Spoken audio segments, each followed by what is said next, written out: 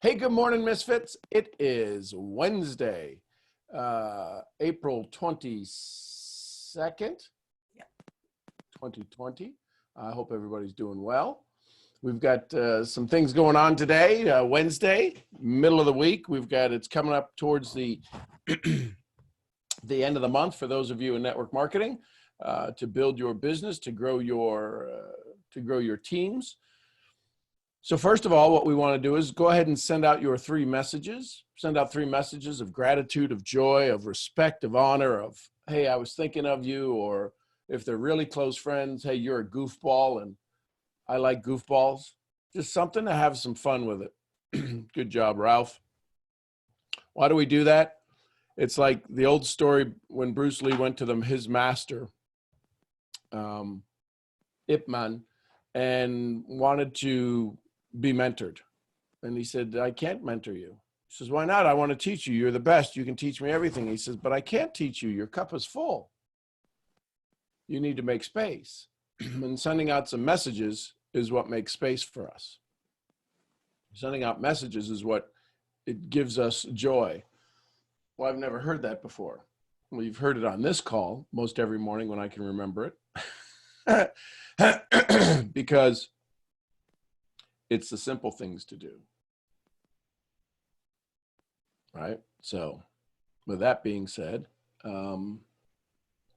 let's start off. Anybody have any ahas, awarenesses, or awakenings that they'd like to share or go over or review?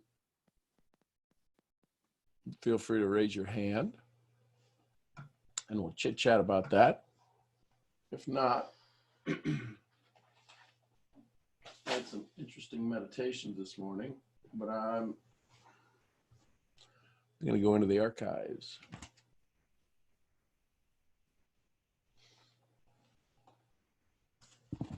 So, let's see here.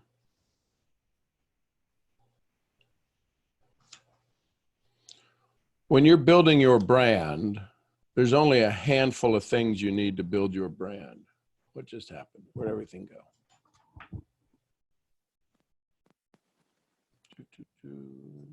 Close that. Okay.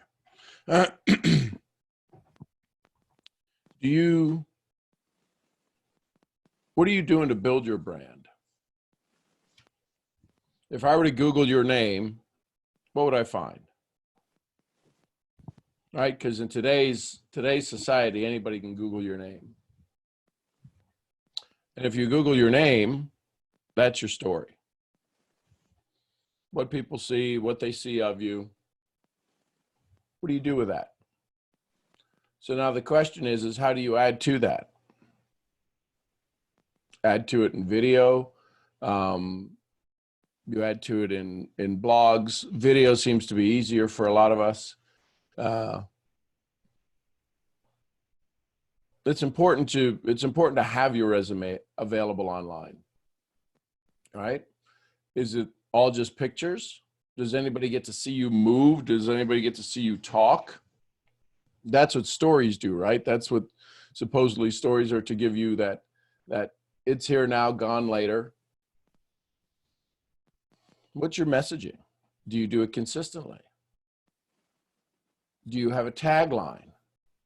Right? Most of you know at the end of this, I'm Sean Murphy, founder of Mental Profits. I'll see you where? At the next event. People then use that. Well, Sean's here. We'll see you where? At the next event. What are the things that you're being known for outside of your business? Just some questions, some things to think about as you go through your day today.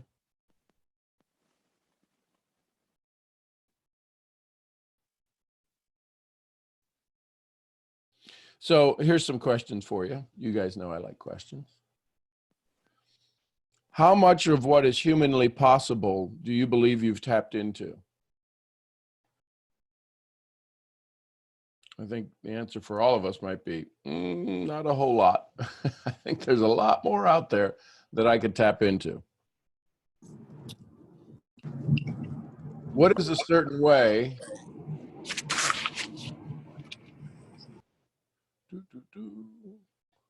What is a certain way you have resolved yourself to be? That one, I think, is a big discussion. What's the certain way you've resolved yourself to be? Are you the one who responds to everybody who's around you? Are you the one who reacts to everybody who's around you? Are you the one who chooses to not do certain things or chooses to do certain things? What's the mood that you have that you've resolved yourself to be? What's the personal reality that you've resolved yourself to be? Bold, stepping out, being courageous, not sure of yourself, a little bit timid, a little bit afraid? Or have you decided that maybe now is the time to do things in chunks, right? Darren Hardy talks about chunking things down. He talks about the 90-minute power time. What can you do for 90 minutes? Just focused on it. Cal Newport talks about persuasion, about doing things focused, right? You hear all of the greats. Edison had his own little cabin out in the middle of nowhere so that he could just go away and think about one thing. But in this quiet place, there was no distractions. We just have so many distractions. And was it Cal Newport? Maybe it was Cal Newport, Deep Works. We are such of a shallow mind today without going deep on things. What if the courage that's inside of you, the story that's inside of you, the strength that's inside of you, what if that could be built to a whole new level if you just spent some time looking at where the source of that comes from, the foundation of that comes from?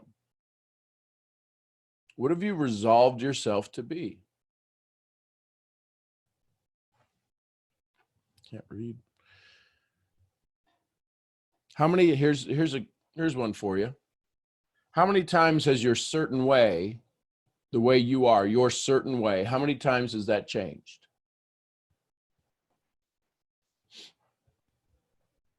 And the reason I ask that is because if it's changed in the past, guess what it can do going forward? Guess what it could do today? The certain way.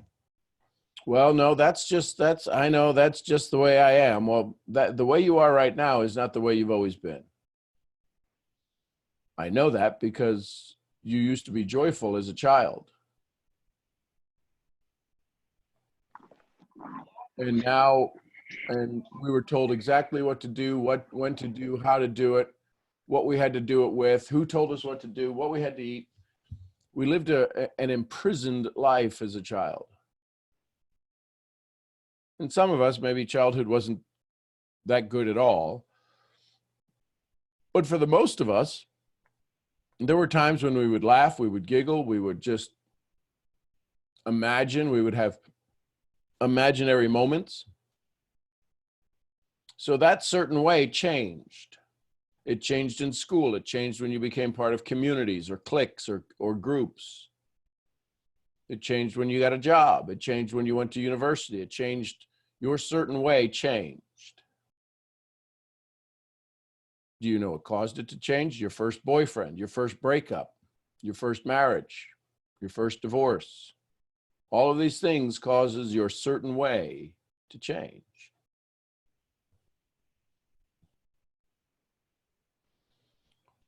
What's been the catalyst for your change? Right now, maybe you're going through a particular rebranding of yourself, redoing your certain way, looking to tap into more of what's humanly possible for you. What's the catalyst for that?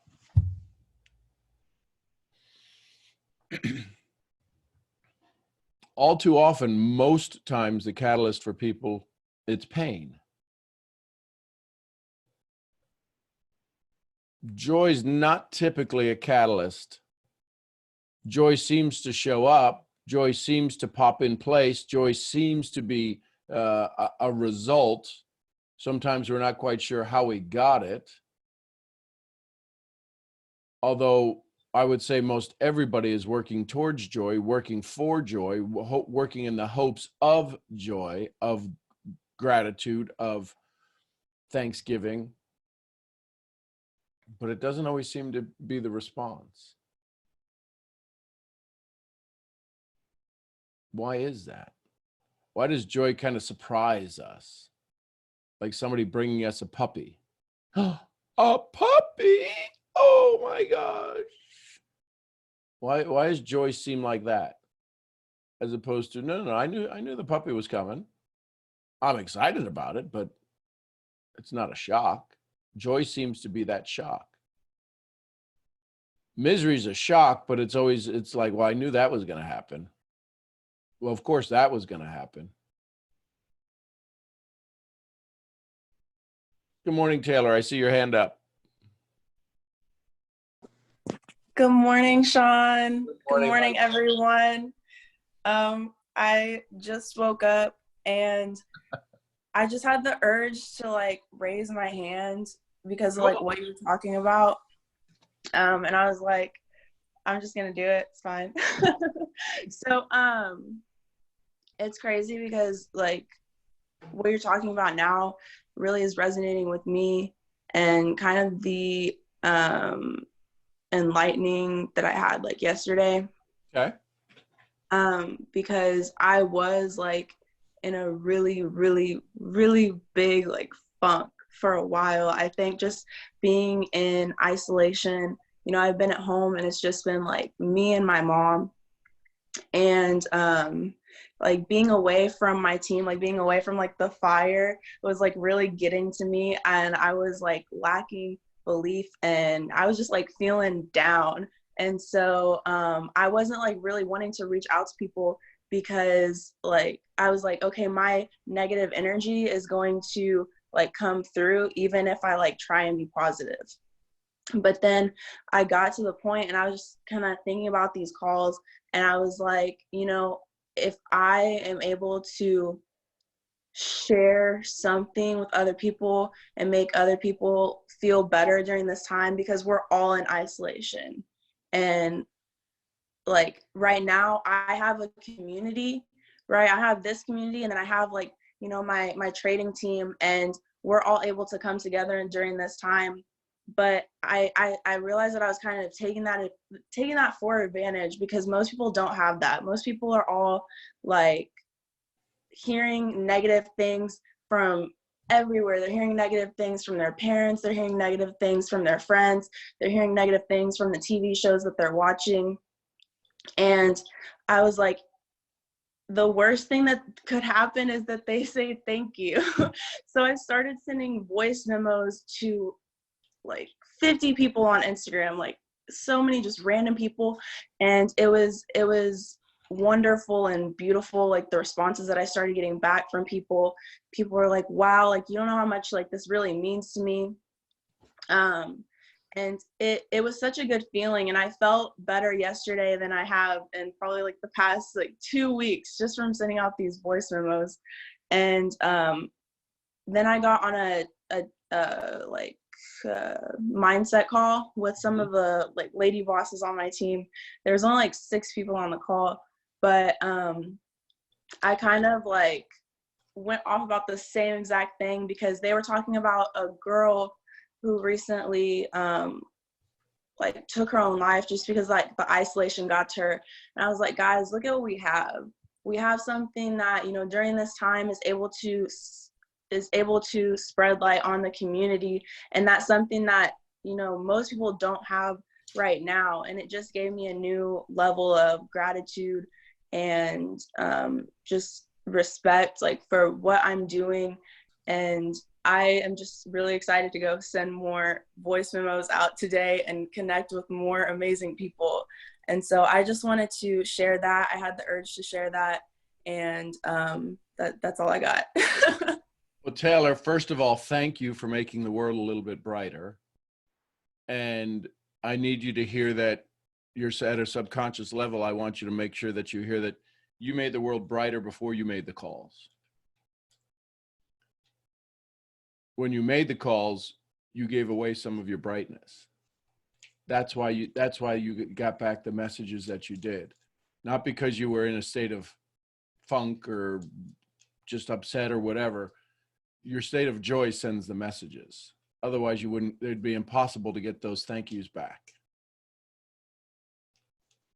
So thank you for being this amazing soul. And when we go down into the funk, when we get into that, that's our personal reality making up our personality.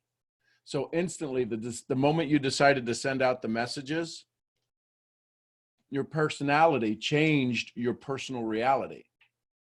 Dr. Joe Dispenza talks about that all the time. Which makes up which? Does your personal reality, your environment, make up your personality, or does your personality make up your environment? You used your personality of sending out messages to change your personal reality. And it's important to know that what you sent out, more came back, because giving away, giving somebody a sandwich, giving somebody a smile, giving somebody a hug is a very small act. But the joy that seems to come back from those small acts is life-changing for us. Ergo, I wake up every morning at 6:30 in the morning 4:30 in the morning to have a conversation with 73 amazing souls who I get to pour into. Many respond, many don't. That's okay. I don't do it for the response. I do it for the one Taylor who says, I'm going to raise my hand. I'm not sure why, but I need to share. So thank you. Thank you for being. Thank you, Sean. I'm grateful for you. I'm grateful for everyone on this call, and just like the environment that there is. It always raises my spirit every time I'm up early enough to hop on. So that might be another clue, right? Being up early enough. Are you East Coast or where are you at? I live in Dallas, so I'm Central Standard Time. It's 6:30. It's like 6:50 for me right now. Okay, so when are we having coffee, even if it's at a distance? I live in Plano. Did we not know that? I knew you were close. Okay. Okay. So yes, we will have to meet. And Pink Robe Lady's only an hour away too, so. Yes, Ronda. Yes, I get to have coffee too. I'm not getting, no, y'all can't have coffee without me. So, oh God, I wouldn't want to be around if that ever happened. We put a photo up of us and we go, oh, we forgot to call Rhonda. Was that all that was there, Taylor? I'm hearing something else. What else? Anything else? I think that's it, but I'll let you know if there's more. Okay. Okay. But see, that's why I ask you to do these. And I get a lot of people. When I was vice president of a $200 million network marketing company, and I used to go down to the warehouse. We would ship out at a particular time every day, and these orders would go out, and I would walk down with a yellow, one of those yellow sticky pads, and I'd walk down, and I would see who the order is. I would try to get there before they taped the box shut, and I would put a sticky note, and I would sign it and say thanks. And I would do 100, 200 sticky notes a day. When I sent stuff to international, we would do UPS Global Pack. So I would sign the outsides of the boxes because those get taped up at different times during the week, but then they were going out on Thursdays. Anyways, I would sign the boxes. People would bring those parts of the box to the events. When we opened up Europe, they would bring the boxes to the events, and everybody has these pieces of cardboard boxes. I'm like, what's everybody doing with the cardboard boxes? There were the places where I signed it, where I'd said, love you, hugs from Dallas. Little simple things like that can make a huge difference for your community. You may not have it in you. You may not feel like you have it in you, but if you look at what the studies they've done with Navy SEALs, when they ring out, when they ring the bell, if you've seen a documentary on it at all, or any movie, right? G.I. Jane, when they ring the bell, they've done physical studies on the body. And they said the body is still about, you've only tapped into about 40% of the maximum potential of the body. 40%, that means 60% is left. Where we get broken down is in the mind. Where we get broken down is in the mind. Joe Dispenza says we're only subjective to the information based upon our emotions. We're only subjective to information based upon our emotions. You can't hear happy stuff if you're in a pissed off mood. You can't hear bad stuff if you're in a happy mood. And if you can hear stuff that gets you mad from a happy mood, you weren't happy. You weren't at your core happy. You weren't being joyful. So when you send out messages, when you go send those voice messages, text messages, goofy, funny things, and you're like, I really don't want to do this, do it. Do it. Bob Proctor says, do the thing until you don't have to do the thing. But do it.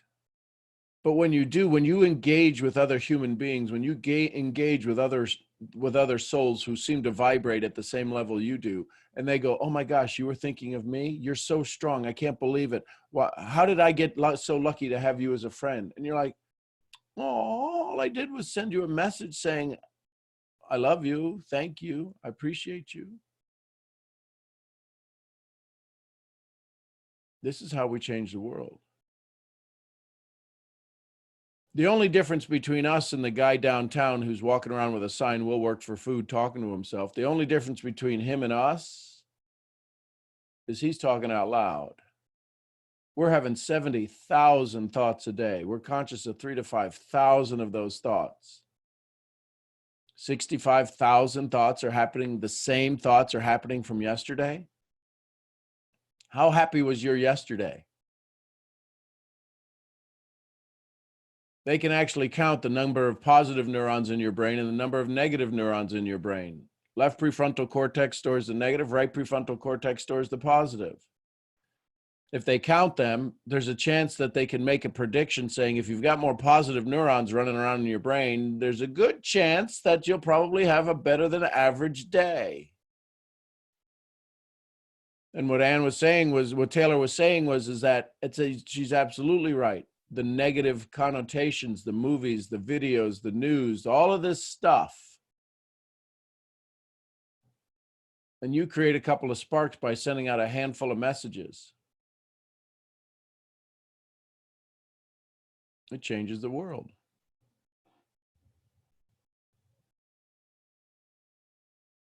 What's the data in your outside world that gives you evidence that you are working on the inside world? Let me say that again. What's the data in your outside world that gives you evidence that you're working on the inside world? Well, here's the data for Taylor. She sends messages out, great messages come back. That's the data. That's the when you look at it, that's the results of moment in time. So what's the data in your outside world that proves you're working on your inside world?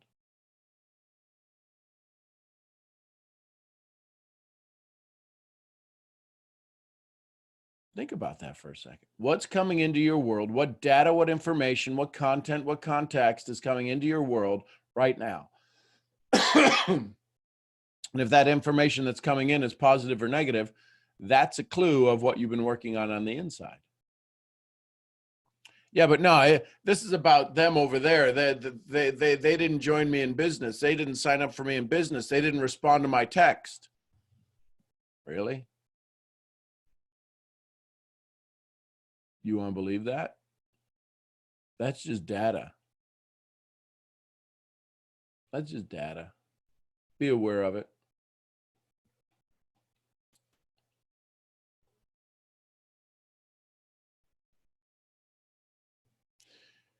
It's learning the know-how to take action. It's not enough to just know about it. Ooh, snap. It's a good one. Yeah.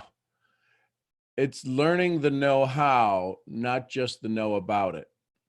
I know about being happy. I've read all of the books. I've listened to all of the tapes. I've been to all of the events. Then why are you such a crappy person? Why are you so upset all the time?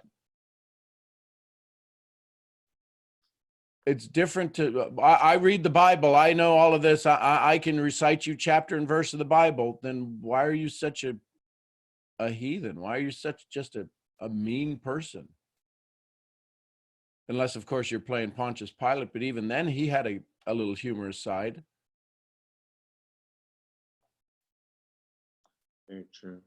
Why does everybody think they know what to do? They know about it, but they don't know how to do it because they don't take the first step to go get into action. I read all of the positive books, but yet I cuss every other word because that makes me cool. I read all of the books. I've been to all of the events. I've stood on stage. I got pictures with the people, but I treat women badly. Mm.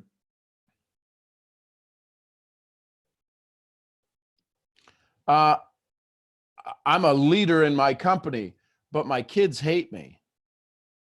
What?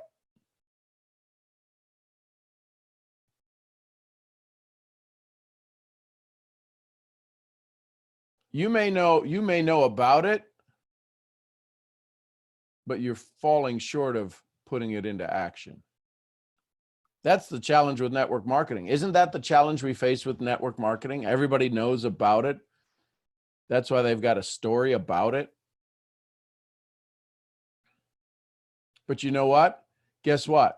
You ever been around somebody that triggers that particular feeling inside of you? Who's going to be at the party? Sally's going to be at the party. I hope there's no Sally on here. Sally's going to be at the party. Sally's going to be there. Ah, shit. Do I have to go?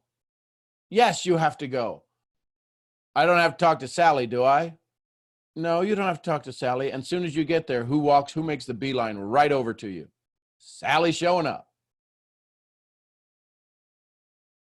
Who do you have that triggers something in you? What environment triggers something in you? What personal reality changes your personality? See, that's your trigger. That's your place to get better.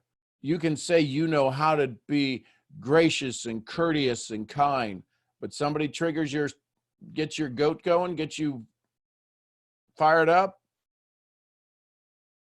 What's that phrase? The lesson will repeat till the lesson is learned.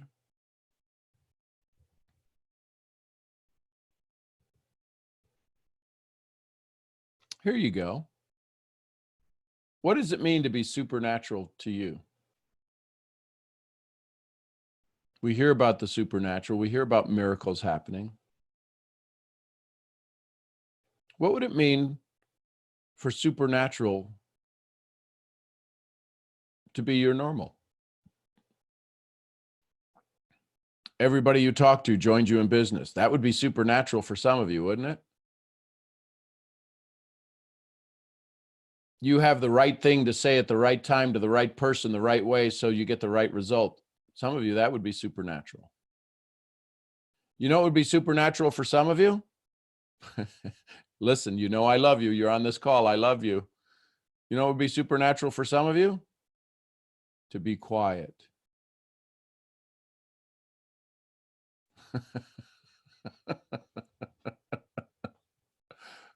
I didn't have my glasses on. I went, oh, that was RPP. Yeah, to just be quiet a little bit. To let a pause show up. On an interview yesterday, I was interviewed by this amazing soul, Alethea. I love saying her name. She's Greek.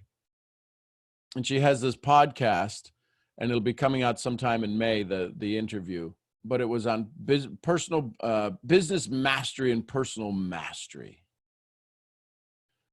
And she's interviewed some pretty cool folks, and she heard me on a interview that I was doing for the Unblinded business, I guess, podcast that was. And she said, I really would love to be able to interview. I said, sure. She said, well, do you need to know what my podcast is? I said, no, you asked. She goes, I can't believe I just get to ask. I go, well, that's all most people get to do is ask. And there's going to be one or two answers, yes or no. I'm not that complicated. But she said, I've never had an interview like this when we were doing the post conversation. She said, how were you so present during this call? She said, with all of the things you have going on, with all of the things going on in the world, with all your thousands of people in your organizations and the people who are constantly pulling at you and asking you for help and support, you were totally present here. How is that possible? I said, because this is the joyous moment in my life. And it was interesting because this was our first real dialogue together. We hadn't, other than the part where she sent me a video and said, I would like to interview you. She made her request by video, which was pretty cool. I got to see her and hear her. But here's the part that I want to share with all of you. When I told her, I said, this is the joyous moment of my life right now. I'm here present having a conversation with you. You know what the part was that hit me? Was that she was overwhelmed and wasn't ready for the joy. And therefore, she couldn't accept it. When one of the greatest interviews of her time, listen, trust me, I'm a farm boy from Ohio. There'll be a hell of a lot better interviews for this young woman as time goes on. But as it stands now, I was a pretty good interview for her, but she wasn't ready to have this level of awareness, this level of connection. Therefore, it threw her off guard. Why do I say this? How many times has somebody come into your life ready to give you all they have, and because you weren't ready to receive it, you couldn't get it? Because you've had your wall up, you had your guard up, because you've been beat up so many times, you've been around so many people who are just, you don't want their stuff, you don't need their stuff, that you figured out how to turn it off. Turn off your receiving. Oh, here's just a bunch of BS coming this way. Sometimes it's BS, sometimes it's BS. The second BS is belief system. Oh, you're not good enough. You're not old enough. You're not tall enough. You're not short enough. You're not skinny enough. Your hair's not straight. Your hair's too curly. By the way, I just love Taylor. Anytime I see her picture, I don't know if you all saw her picture in that just multicolored dress. Oh my God, she's absolutely beautiful. I can't wait to hug you all one day. My point is this: are you ready? Can you turn the switch to begin to receive more? Can you be in an environment? Listen, some of you have been on this call for over a year, and it's just now starting to sink in some of the conversations. There's only 26 letters in the alphabet. There's only 26 letters in the alphabet. I didn't make them. You didn't make them. So everything we got today is borrowed. Can we put them in the syntax? Can we put them in the order that allows it to make the perfect recipe of success for not only us, but for the person we're talking to? And since we talk to us more than we talk to anybody else, we talk to ourselves more than we talk to anybody else, can we come up with a recipe that changes our results?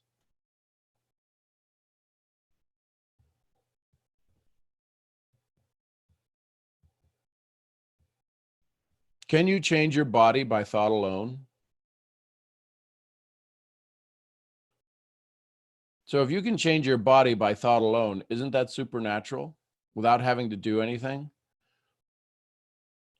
How many of you remember the exercise of just turning your hands and you can feel a change in your body? It changes where your lungs inhale. Lower lobes, middle lobes. Just by doing that, you can close your eyes. If you just close your eyes, just real quick, everybody just close your eyes for a second. You can put your hands out. You don't have to rest them anywhere. You can put them on your legs, put them somewhere, but just hold them out and just breathe a little bit more than you do normally. And then turn your hands over. When I say switch, switch, turn your hands over and feel the change in your body.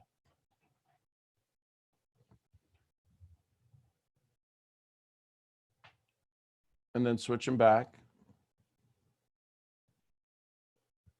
When you understand how to connect to the supernatural, when you understand how to connect to the secret code, you feel your body change. And that's simply changing, rotating your hands. One of the greatest sutras that have ever been written, one of the greatest authors of any book, the first word, the first sentence is half a sentence. And the first line in one of the greatest sutras that's out there is, and now, yoga.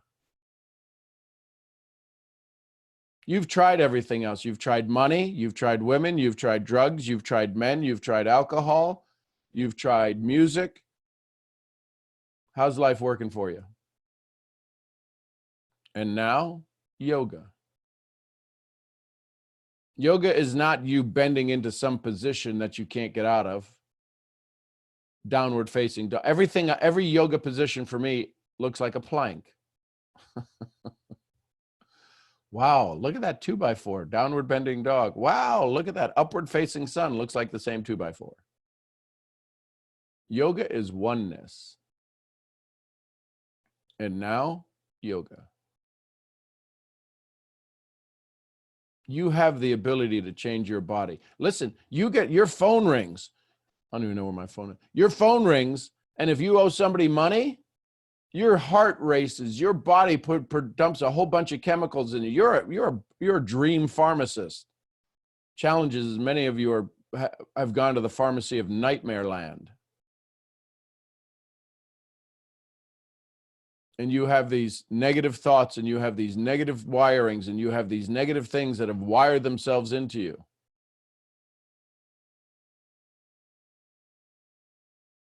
And now, yoga. Breathe. Learn to breathe.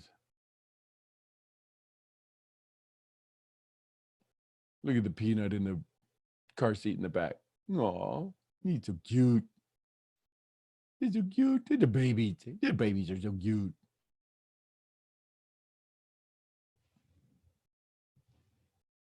Listen, if anybody's got a question at any time, you can throw your hand up. I'm just reading notes from, I don't even know what journal this is of mine. This is Christmas 2019. So this is the beginning of this year. Okay.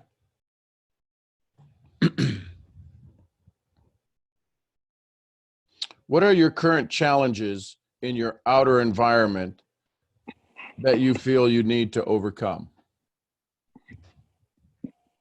Is that Eloise? No, that's Leo. Hey, Leo, you got your hand up, brother? Hello. Good morning. Good morning. Good morning. Good morning. Grand Rising. Hello, everybody. I love something just kind of touched me with what you said. What does your environment trigger in you? And then it led to me thinking, how do I also trigger my environment? How do I trigger the people around me? How do I share love and gratitude in a way that I can unduly just change how I see everything in my environment? And then what also got Whoa. You can't say that question, then just blow it off. I was going to add to it. Okay, add to it then. And then what you had asked right now was about yoga. And for me, yoga is a way of life. It's not just about position holding or, getting on a mat and doing something. It's about breathing. It's about feeling. So then I'm thinking, when I'm internal breathing and feeling, right? As we know, feeling is the secret. How does that go and change my environment? So do you believe your thoughts can influence your day? 100%. So if your thoughts can influence your day, how much time would you spend on influencing your day? As much as I possibly can. So that's how you change your environment. Mm. Start laughing. What changes in your room? Nothing except for me.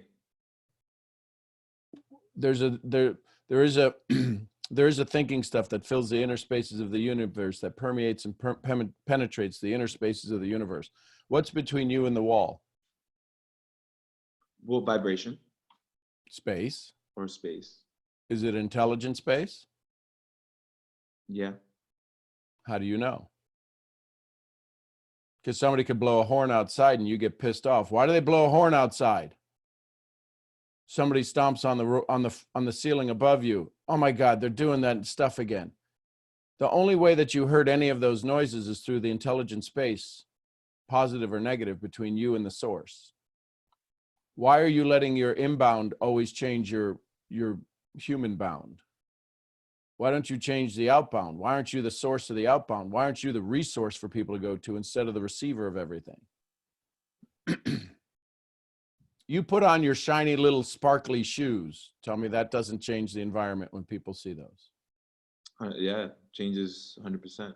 Yeah, so how does a pair of shoes change the environment? They're sexy in a box. They're even sexier on you. How come putting them on you changes the way the environment looks? I guess it's how I'm feeling in the internal that's coming out in the external. Well, it's all of the story of how people feel, but it's you putting yourself through the process of becoming the centerpiece that causes people to want to dance around you, people want to be around you. You start laughing right now, it changes the energy in the room.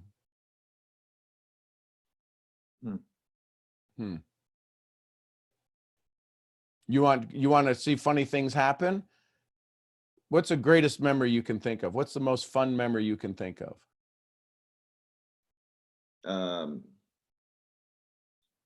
It's a few.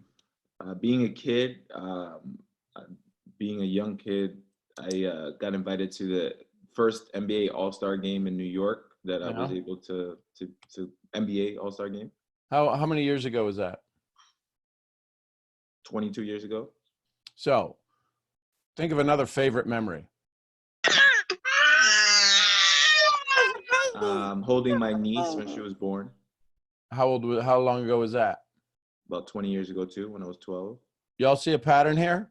Leo ain't had a fun day except for 20 years ago. And they ain't even fun. Tell me what fun looks like. Show me what fun would look like on your face.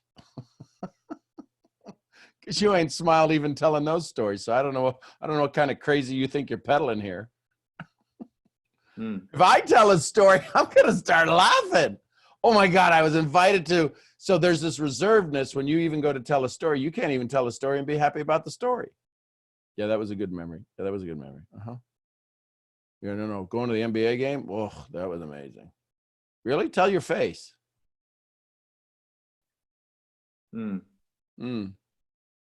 Yeah, now that part there was a little laugh. But those two stories you just told me, with psalm and with solemn conviction and I don't know what the hell it was, but those weren't fun stories, because if I turned the mic off, I said, okay, watch this. Everybody watch this recording. I asked this gentleman to tell me about two fun stories. What do you think he's telling me about? Last week I went and had the doctor. I had to get my prostate examined, so I was. See, if we can't even tell a fun story by getting fun and energetic and excitement, is there anybody else in the room? No. No, then what are you embarrassed about letting yourself go? You think we don't know you're nuts? We all know you're nuts, FYI. This is what happens when we're sitting across from a prospect. Those are joyous memories. I have no doubt those are joyous memories.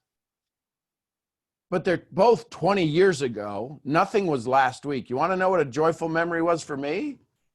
Asking you that question. I went like Yeah, I don't know into the where you went. past. And it's funny because that was the memory, the one about the All-Star game was a memory that just popped up in my head. But it's interesting enough that that memory popped up in my head, but that was one of the probably more sour days before all of that happened. Now that I think about it. And it's funny because yesterday I had a really great, joyous day. I had so much fun just, just being with Liddy here and all So that. you want to? So let's talk about why this just happened. Do you know why this just happened? Do you know why that memory came up? Because I do. You should probably know better than me, but I know why the memory came up. It's like there's an obvious answer there. Do I go with the obvious? Yes, go with the obvious. Go with the obvious. Go with the obvious. Well, for me, what's coming up is that it was an emotional memory. Mm-hmm. As a kid, it was the more decision making that build up my character moment. For me, that it's coming up for me as. Okay. So has your character been built? I think based off of survival, that whole day was about surviving as a 10-year-old, and then being gifted to go, see more of what life has to offer was this crazy duality. So could that have been your subconscious trying to hide the joyous day of yesterday? Wow, I didn't think of it like that. Yeah. Change the way we look at things, and the things we look at change. Every time you have a joyous day, we can go back 20 years ago and look, here, you were an idiot here. You got a breath of life. You were invited to it. You don't even deserve it. There was no way you would have ever gotten there on your own. Somebody had to give it to you. So therefore, anytime you have a joyous day you did on your own, we're going to remind you that you can't have joyous days on your own. We're going to go back 20 years and remember a day that you were gifted joy. You didn't come from the inside. Wow. Sean, that's a curious point you just mentioned to Leo, because when you first said it, that's exactly what I wrote down, Leo, is I wrote myself a question. Do I have to be the receiver or the resource? And that's a curious perspective. And that's what you're bringing about to his thoughts, Sean, is are you the resource of joy or are you the receiver of joy? Because if you're the receiver, then you don't have it inside. But if you're the resource, instead of saying everyone brings me joy, you can say everyone's attracted to me because of my joy. And that's very different. Because now you can sit in joy all the time. Does that make sense? Yes, it does. So people come to you to dance. Why? Why do people come to you to learn how to dance? Because I share joy, I share love, and I share Because he's passion. hot and he's sexy. That's why they come to him to dance. Let's just say it right, okay? He Ronda, got you're those too kind. moves. You're too kind. You're too kind. I'm not feeling, my beard, and the quarantine life.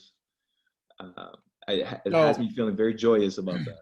So why do people come to you to dance besides the sexy, hot, and great shoes and whatever else you wear? And Because I know and I feel it.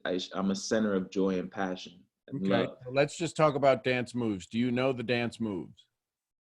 Yeah, from like the back of my hand. Right. So you know the dance moves. So you would be considered a what? A source. A source. Yeah.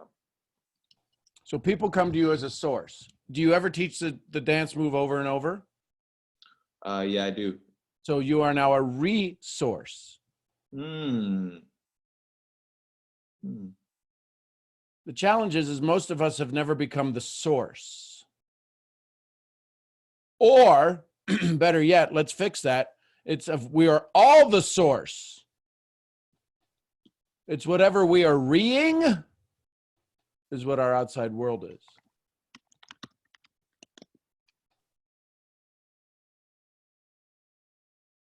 If you're having crappy conversations, that's because that's the resource that you're delivering.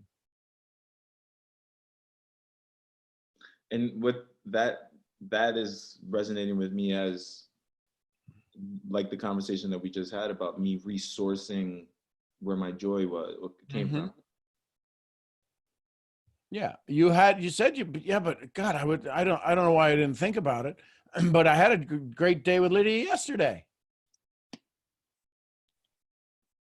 Leo, you also just said joy in the past tense. It's where my joy came from. You didn't even speak of it in present form. Mm. Did you hear that? Damn words. Deadgum words.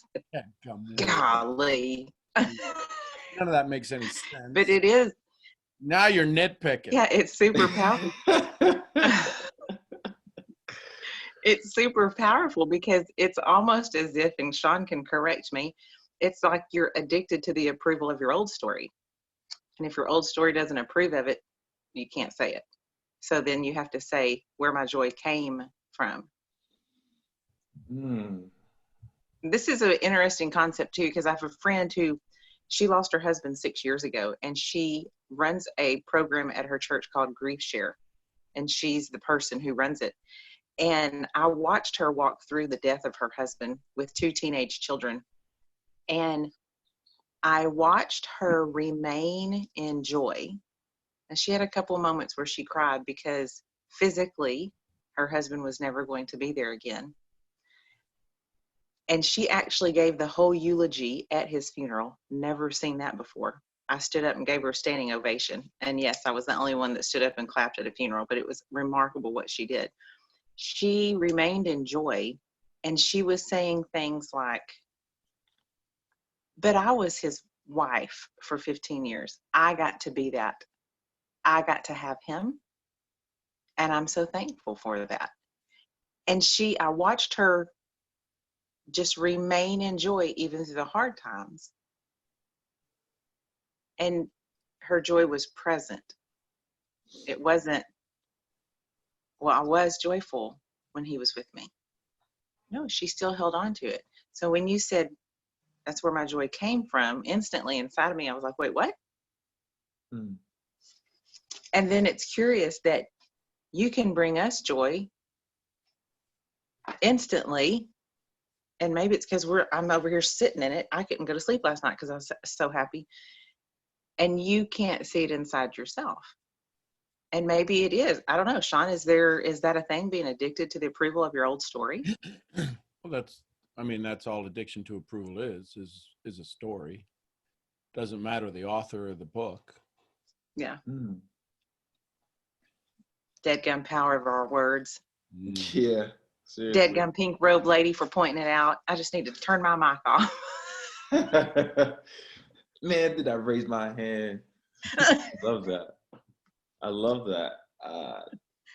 I think that it's what runs the show when, right now it's running this whole call, that whole, addiction to that conversation of when I was 10. Yep. But see, be curious of the environment. Here's what I mean. You probably have referred to that memory previously in a variety of ways. You referred to it here, and we get to hear, oh, a 10-year-old kid going to the NBA All-Star game. How cool is that? And too many people hear the story and go, oh, I wish I could have had that. But I wasn't here to listen to your story. I was listening for the source of your story. See, sometimes we can tell a story that makes things look good.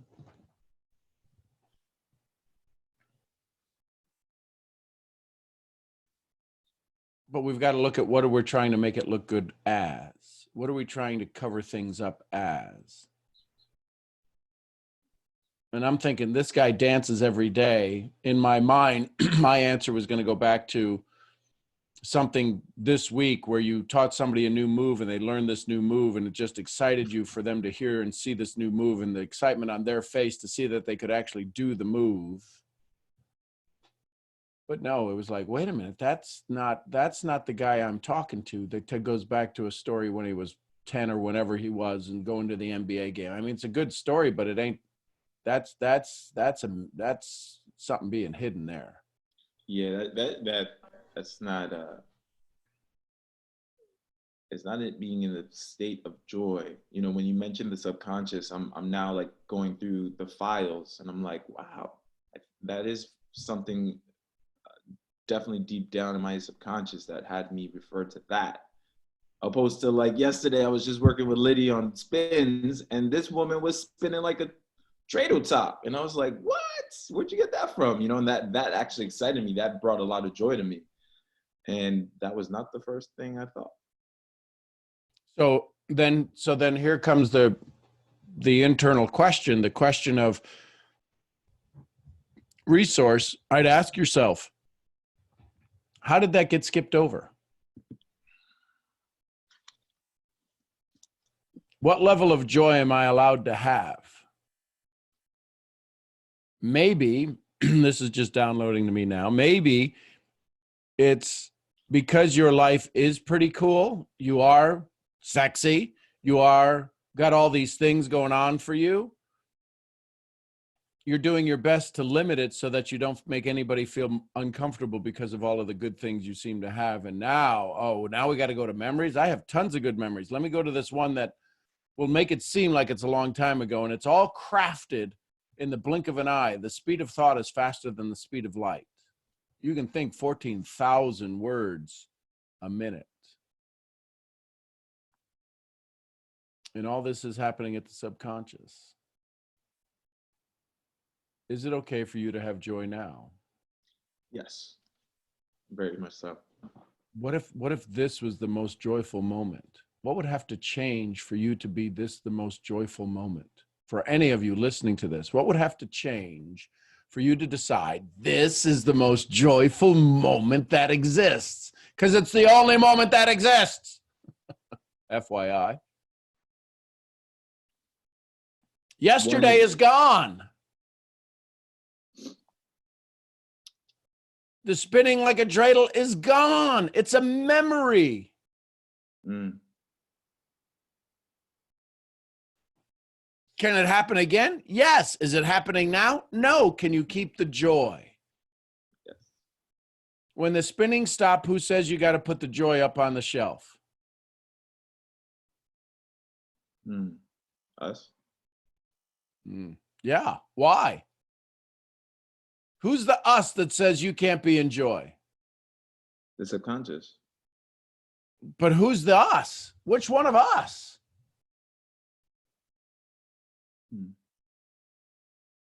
Which one of you would say, don't put the joy on the shelf, keep the joy out? Like, leave it out like the peanut butter. Keep the joy out. Leave it out like the butter. Keep it out. I'm going to use it again right away. Leave it out. Well, I'm going to put the joy. Don't put the joy away. Leave it out. Yeah, but I have to be business. Okay. Who wants to do business with a butthead? Who wants to do business with Stuffy McGruffy? Yeah, but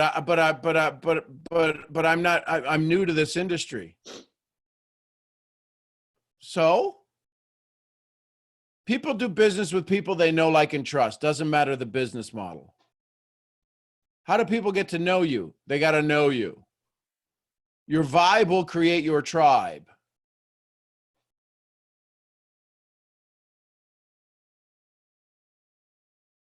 Do a lot of plumbers hang around your dance studio?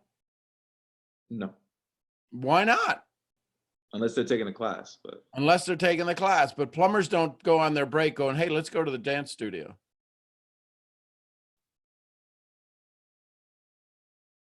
The vibration, Stuffy McGruffy, the vibration creates your audience.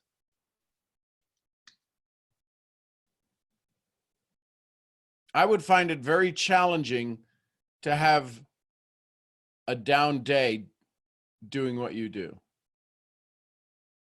But if you do have a down day, can you imagine, folks, can you imagine the roller coaster that must exist to go from dancing with people you love, people you just get to know, the hearts that beat, if there are these women that get to dance with him and go, oh, okay. Now you get closer. We're going to blah, blah, blah, blah, blah. It's like, oh my goodness. Oh, what'd you learn? That Leo wears this cologne. I mean, in the dancing. What'd you learn at dancing, honey? I learned salsa, how to eat it. And then you have you come back home and you have a crappy day. You have a crappy moment. You feel like down. I don't know how it's possible. It's wow. That just hit me right now, Sean, because Shocking. I've never done that before. Oh my God. And what's even more so aligned with this conversation is I was having this conversation last night with Liddy, and I was telling her about when I was a teenager, the decision that I made that altered my dance career.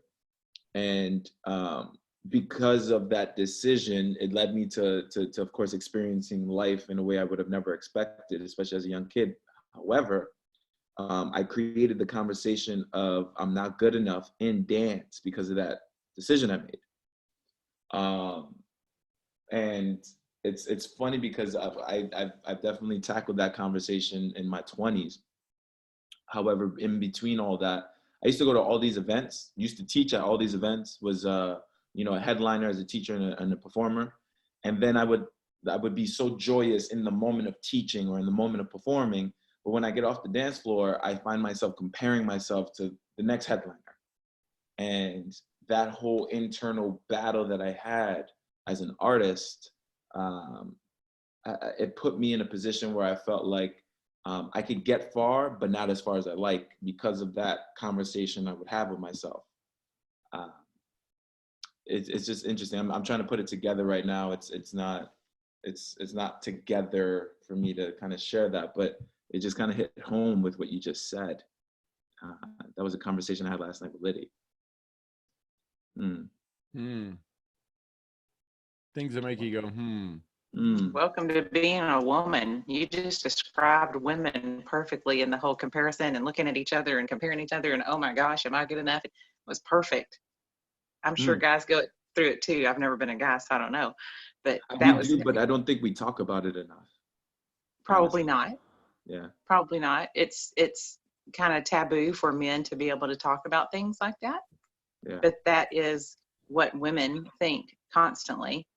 And then there's all these magazines and everything to shove it in even more, as deep as it can. Let's program that subconscious. So it's interesting that that's how you described it, and you would compare yourself constantly. Yeah, because it's interesting, the joy that you see, I guess, in students, right? The joy that you see your students receiving, they have this moment with you of joy, and then you see them also experiencing another moment of joy with someone else, and you're comparing, like, what are they doing that I'm not doing? The way that they move, their style, their whole way of being, right, is different from mine. And it took me a while to be like, different is good, different is unique to you, and I'm sure that that's a very similar conversation that you're speaking from about, being a woman. But what you're describing is addiction to approval. Yeah. It's a huge addiction to approval. And if it creates inside of us all kinds of other emotions like jealousy and envy and worry and doubt and concern, because we're so addicted to the approval of others. Leo, I gotta connect with you on this, brother. I mean, it's my heart is literally racing right now. because that's the same shit I do. The same absolute shit. I'm a huge gym junkie, right? And back when I was playing football, when I was playing O-line, D-line, right? I was always I used to think like, look at this guy. He's like the same age and he's twice as big as me. Is he better? Is he gonna beat me? Is he gonna like, Mm-hmm. what is he gonna do? Look at that linebacker. Look at him. Oh, that motherfucker's bad, right? Yeah. Yeah. And in business right now, when I joined this company, and I mean, you can never like compare your chapter 1 to another's chapter 10, right? But when I see all these people and they're posting like, look at this P6000, P5000, whatever. Look at this chairman, 23 years old. Look at that. He's a bad motherfucker, right? Right. Right. He's a bad dude. He's like a chairman 500 making like millions of dollars a year, and he's 23. Yeah. And the way he gives speeches, no diss to anybody, but the way he gives speeches, just like not like I got more value in here than from him, and he's a chairman, right? So how did he do it, right? And Mm. you are right, sir. You are right, sir. Men do not talk about that, and everybody thinks about that. Literally Mm. everyone, right? Everyone thinks about that, but just no one wants to talk about it. I don't know why.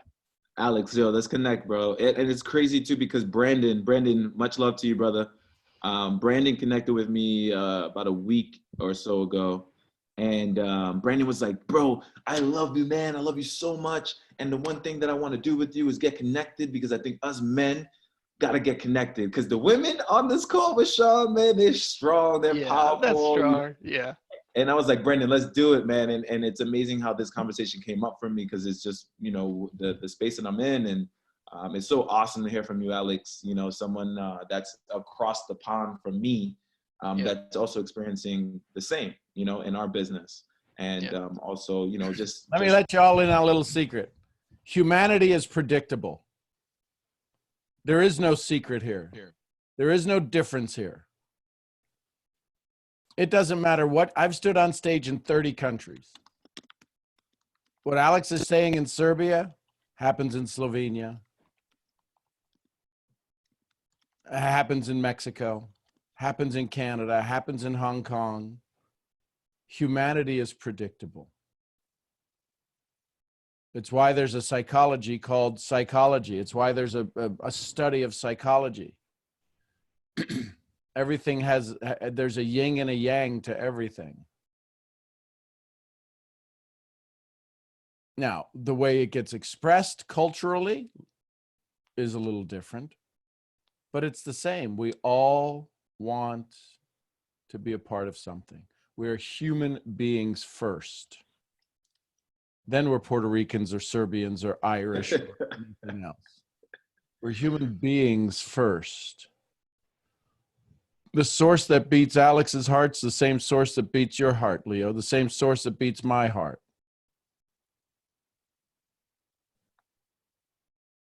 The same sun that rises on your horizon is the same sun that rises on my horizon. It's the same sun that Gandhi saw. It's the same sun that Buddha saw. It's the same sun that Jesus saw. All of the, everything is pretty much the same as it always was. Jim Rohn said it like this. You know what I can tell you about next year? It'll be pretty much like this year. Although in my conversation, in my interview with Les Brown, he was quite comical going, oh, I wish 2019 had come back. I wouldn't be so mean. I'm sorry, 2019. I'll love you. 2018, I'll love you. 2020 told us all to go to our room. Can I go back to 2019? I'll be nicer.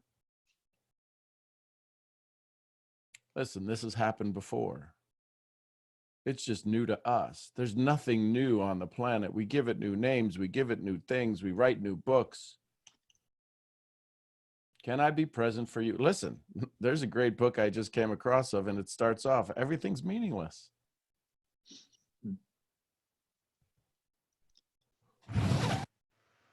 Chase the wind. That's what a lot of us are doing. We're just chasing the wind. It's like we're meaning-making machines. It's like we attach meaning to everything. Yeah, and the meaning we're attaching is for whose purpose? To keep us stuck or to grow us? If we're the average of the 5 people we hang around, maybe it's time to hang around some new people. The biggest question I have when my students come on board, the first question we have, and sometimes it takes a day, sometimes it takes a week to get the answer. One question. Who's going to be jealous of your success? Because it ain't going to be the 5 people that are around you that are happy for you. Maybe the top person. But who's going to be jealous for your success?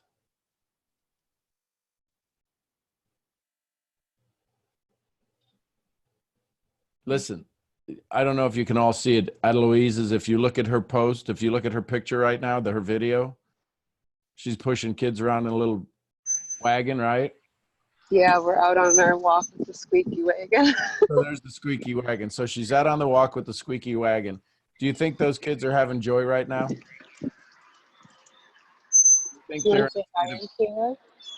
you think they're in a state of joy? They're absolutely in a state of joy. They're in a wagon. They were told where to go, what to put on. They're like, neither one of them's looking at their clothes going, well, maybe that is right now. Good Lord, who put this thing on me again? God, get it off my head. You, for the love of Pete, Mom. Oh my gosh, you dressed me up like a little doll. Can't I want my curls to be free. Right? But they're literally prisoners right now. And they're having a blast. They are. I figured I'd let you guys in and see our world every morning, since most of the time y'all get to just sit in my pocket.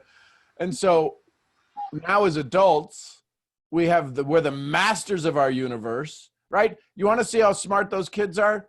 If you walked away from the little wagon, let's see them get home. Let's see how smart you are, kids. Let's see how you get home on your own. No.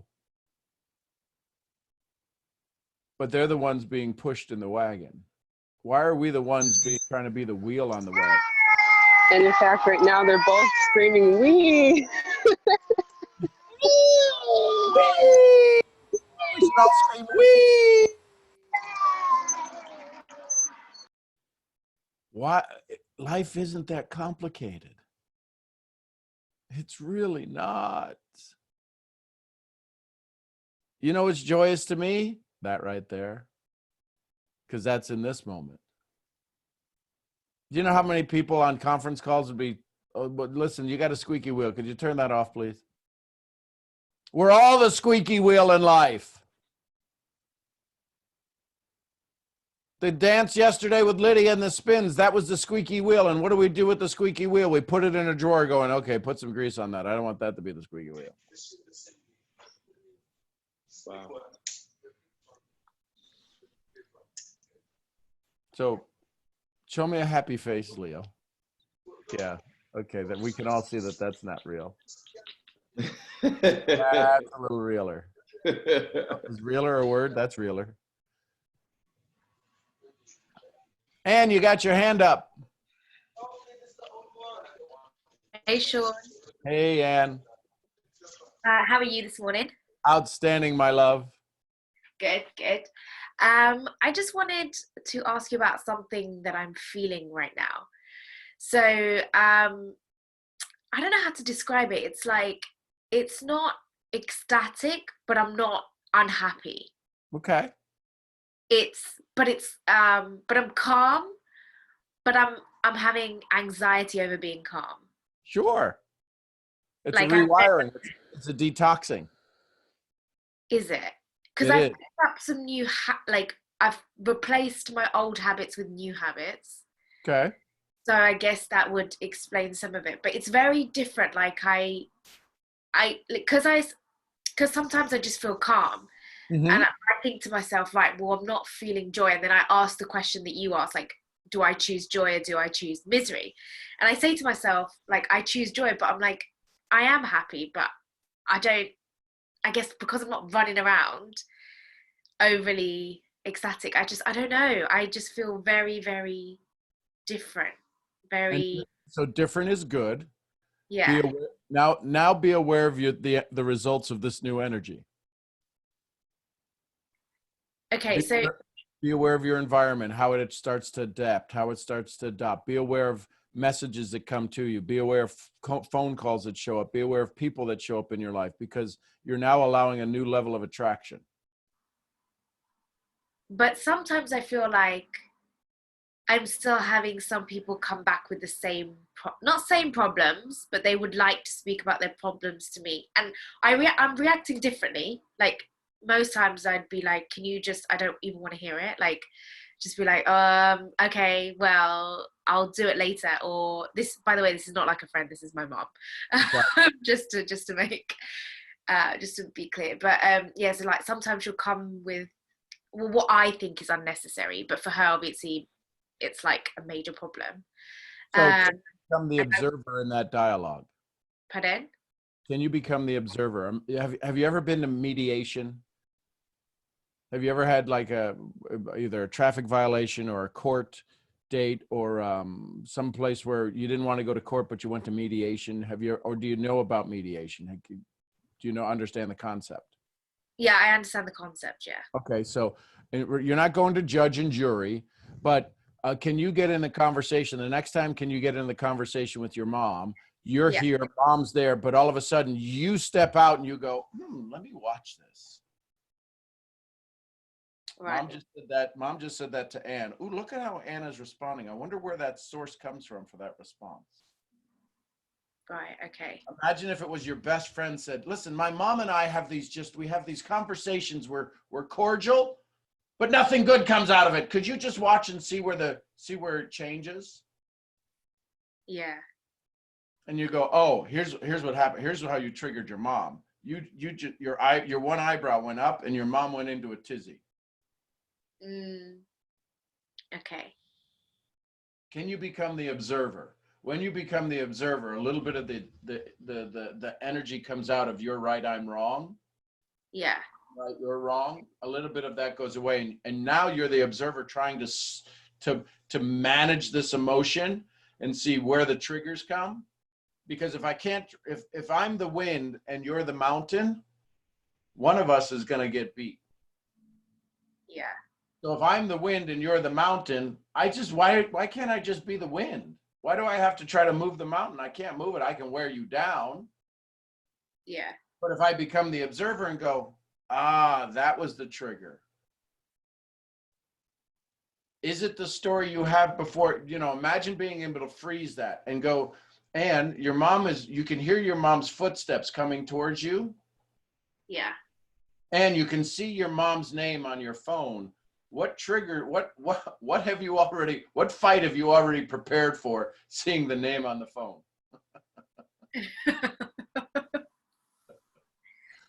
Yeah. Right? Now, here's how I work with my students to make it emotionally charged. What if it was the last time you were ever going to speak to her? Would that be the way you speak to her?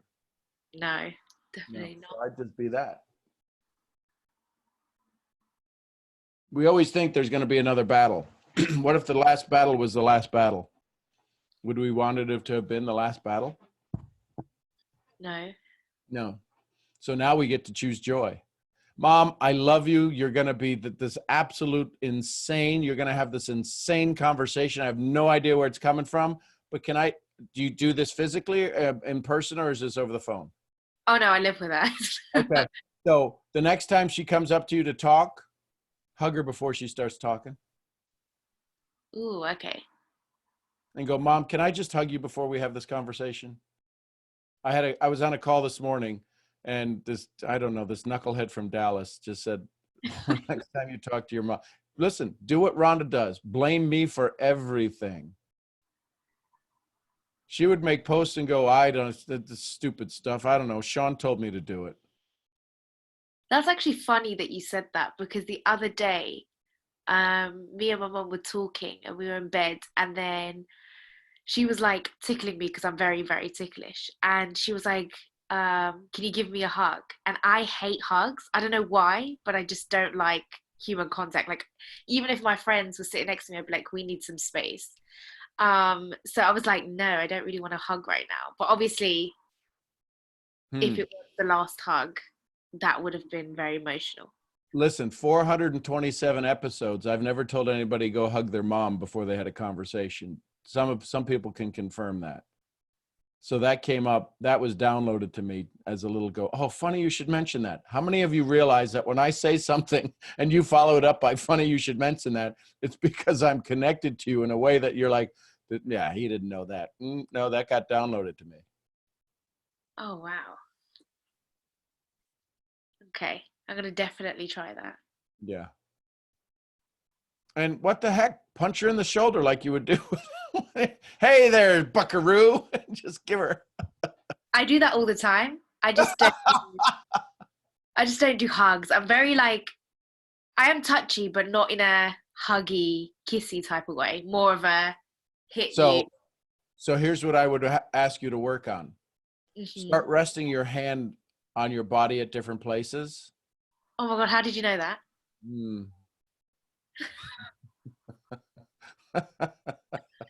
Wow.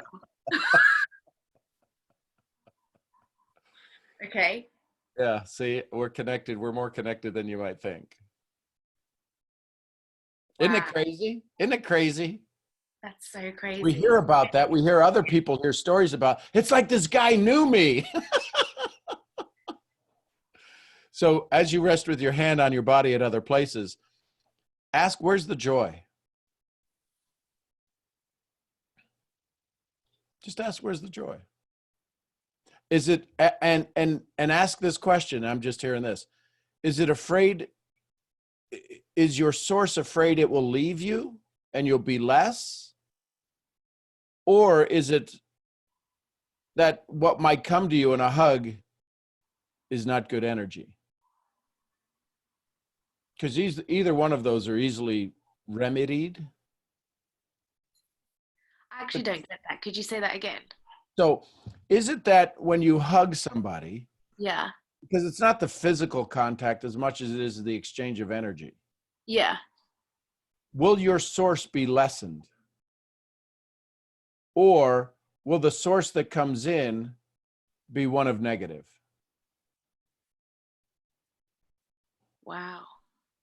I don't think I could answer that, No, that's what I'm saying. Sit with that and begin to ask yourself. And when you can actually ask somebody, hey, listen, I know this is going to seem weird, but put your hand on my shoulder and see which way you feel the energy flow. Okay. Be present for it as opposed to rejecting the hug or the connection, but just start to experience it. See what it feels like. Sit next to each other and maybe your thighs touch. All right. Yeah. At what point, how close does somebody get to you that you start to feel an exchange of change in your body?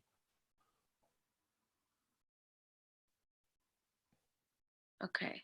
Because here's the thing, your heart space is bigger than your personal space. Yeah. Yeah, your heart space is 10 foot in diameter, almost a little over 3 meters. Mm-hmm. No, actually 3 meters, 9 feet.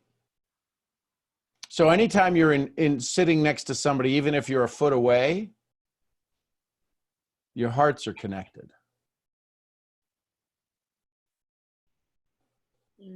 So there's a story behind the personal space. Yeah. I don't know where I got it from. It's okay. But if you ask now, if you ask the question, because the brain only has to give you the answer of you don't know. But if you say, I do know where I got it from, and it'll be an interesting conversation once I do. Now your brain will instantly go, oh, well, here's the moment. But because we say, I don't know, the brain goes, I don't have to go search for that. I'm not going through that file. Holy crap. Have you seen that file that she has? It's like crazy big. Okay. But if you say, I do know where that came from, and I'd like to review that and why that source still exists. All right, it's right over here. The words we use are so powerful. Yeah, definitely. Shocker, huh? Bet you didn't think that was going to be the conversation we were going to have. Not at all. But now you're not surprised either. You haven't freaked out and run off the phone, which you might have done in the past had this been our first dialogue. Yeah. But because your very first conversation, you and I, we were crying together. So that's kind of interesting that our very first conversation, hey, hi, how are you? Good. Do you know what? I told my mom about that. I said, oh, I cried on the phone. Like, she knows, like, I don't think she knows your name, but she knows of you. Like, I say the guy that I speak to, so she knows. And I told her about it. And she said, well, no, normally you don't trust people. So it's kind of odd that you've gone on this phone call and cried. And I was like, it is quite odd, but I feel there's like a trust that I don't feel with not anyone else, but most people. Well, definitely not somebody on a phone call from Texas. So I got that badge covered. Wow, a lot to think about. It is. But so, and this is why I need this engagement from individuals, because yeah, I've done a lot. I've got a lot up in my head. Listen, this is a journal from the first quarter. Oh, wow. This isn't from the last year. This is first quarter. And I'm just opened it up to a page that I didn't even date it. What's the date? Oh, 1/4. So this is back from January of this year. And I was listening to something, and it's 9, 10, 12, 15 pages on probably a YouTube video I watched or something. So thank you for asking your question. Also, I wanted to say thank you to you, because since I've been coming on these calls, I've seen a real change in my view of others. For example, like sometimes when I see people get the positions that I want, I would be quite jealous and be like, oh my God, why am I not there? And why is that person there? But now I'm like, I'm going to get there, but I want to go through my process, my journey, because I love what I'm going through right now. So thank you, because you made me realize that. And even though I say it to myself, I've never really disconnected myself from others. Like, I'm always comparing myself, and I probably will in the future as well. But for now, I think with everything that you're doing every single day, I'm getting better and better in managing my emotions and able to be aware of what I'm doing more and more. So thank you, Sean. It's my privilege, my honor, and I also need your subconscious to hear this. It's okay for the change that's happening in you, because all of this change that you're thanking me for being your environment for is only happening because you're allowing it. Opening to receive. Got it. It's just opening you to be more of who you are and less of who you're not. And that was where the original question comes. I'm in this calm, but I'm not ecstatic. I'm not unjoy. I'm not super joy. And it feels weird sometimes. It's because it's your new soul stepping out. You're this butterfly that's stepping out, and it's like, well, my wings haven't quite formed yet. Okay. It's okay. That's good. We got you. I'll put my hands around you. I'll hug you, and I'll keep you safe while you're here. And then if I get to show up in your mind when you were not physically here talking, then I'll be okay there. I'll always be a safe spot for you to have a conversation. It's like is it the frontier of the unknown that you were talking about a couple of weeks ago? Yeah. Yep. In the frontier, it's always messy. In the frontier, it's always messy. So that's a good point, Sean. Sorry to interrupt you, Ann. That's a good point. This is for Ann, but it's for me and everybody else too. If it's looking messy and a little discombobulated, you're probably peering into the frontier. And instead of being worried about the messy at the moment, you're just hitting the frontier of a new thought process, and changes there if you're willing to walk through that. Good morning, Ronda, by the way. Good morning, beautiful Ann. How are you? I'm good. How are you? I am fantastic. I've got a cat nosing around me, so if I get a cat on my head at any moment, please forgive me.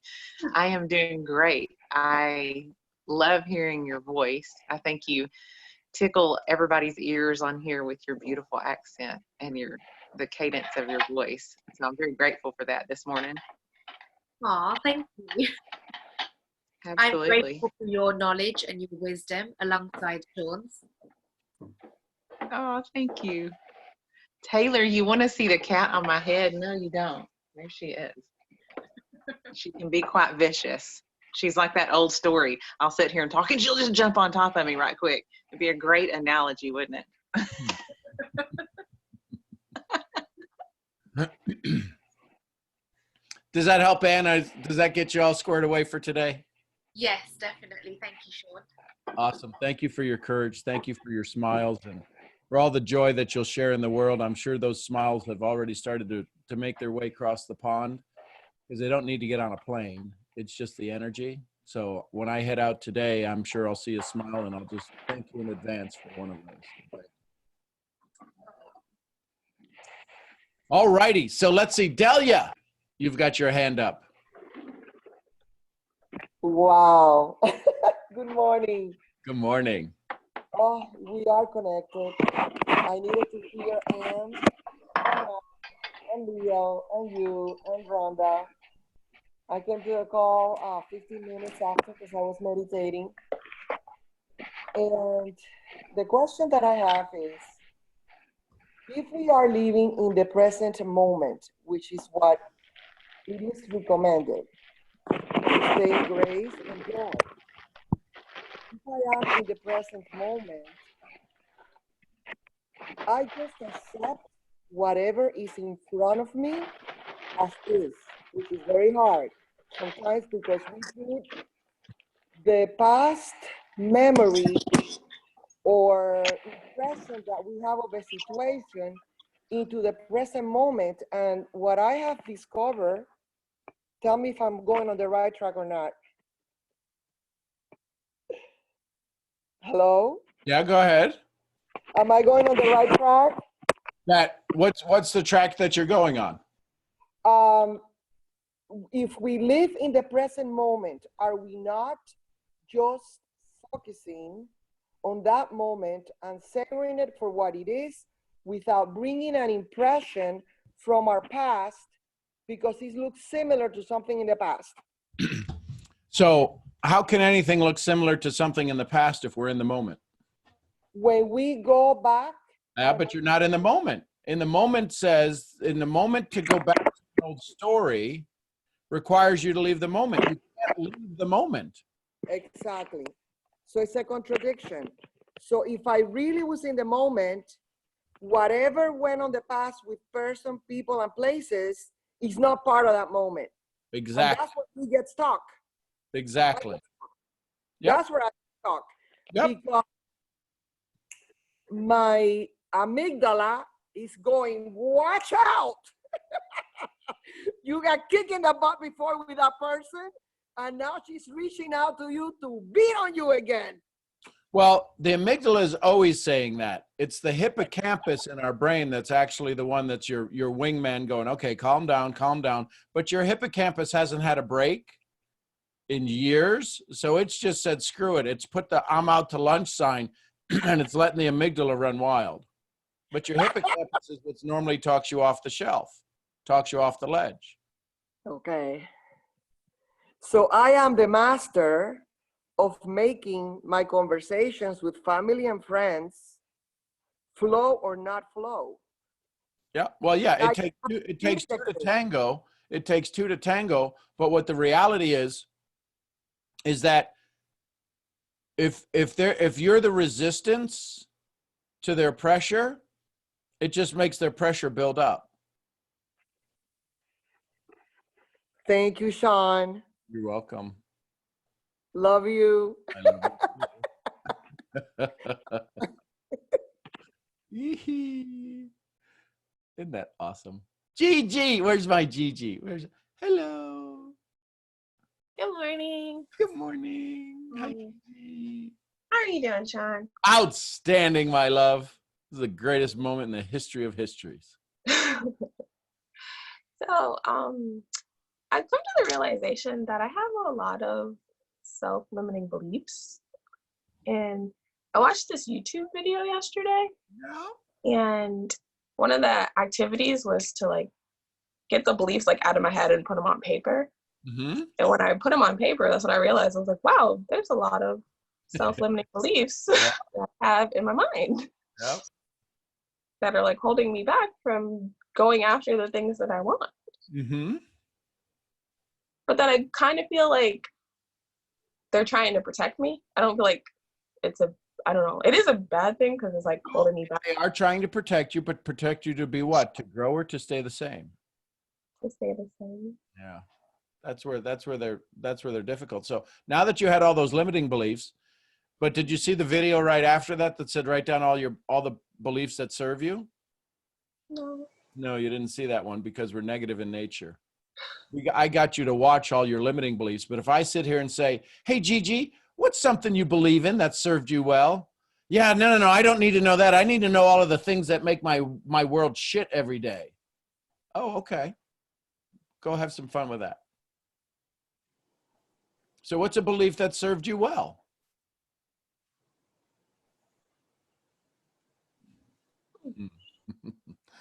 No wonder we're stuck where we're at. What do you think of the sound of your voice? What do you believe about the sound of your voice? That's very soothing. So, but why couldn't you come up with that? Why did I have to remind you of that? Because I tend to go like negative instead of going positive. Exactly. You got more negative neurons in your left prefrontal cortex than you have in your right prefrontal cortex of positive neurons. So how many of us believe that Gigi's voice is soothing? Type a S in the chat. Yay, your voice is soothing. We believe that too. How many of us just absolutely fall in love with her smile? How many of us love her hair?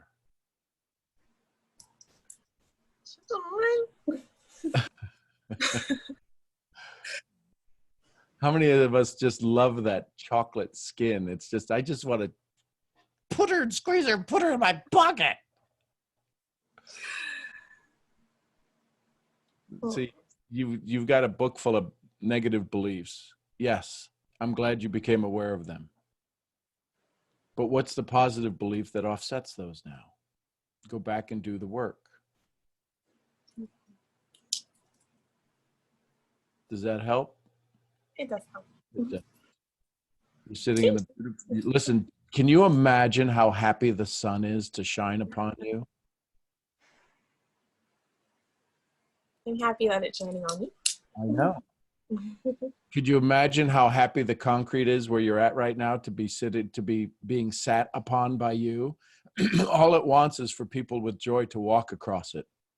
And it has this beautiful soul who's now sitting on it, absorbing its energy, exchanging energy, right? Because the concrete is quote, the barrier between the earth and you. But because your energy draws it through, the concrete's actually happy because you're drawing energy from the earth and sending energy back into the earth.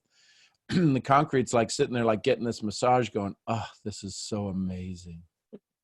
Gigi's going to come out and sit down and take notes on me. I love this. Change the way we look at things, and the things we look at change. Can you imagine that highway where Adeloise is pushing those little kids along and it's going, we've got this joy that just rolled over us. Oh my gosh, we've got these little kids. All of this happens if we change the way we look at things. This chair that I'm sitting in is 20 years old, probably 20 years old. A chair that you sit in every day for 20 years, it gets wore out. You know why this chair hasn't worn out? Because it's sat in with love. It's like, I ain't going nowhere. You ain't getting rid of me.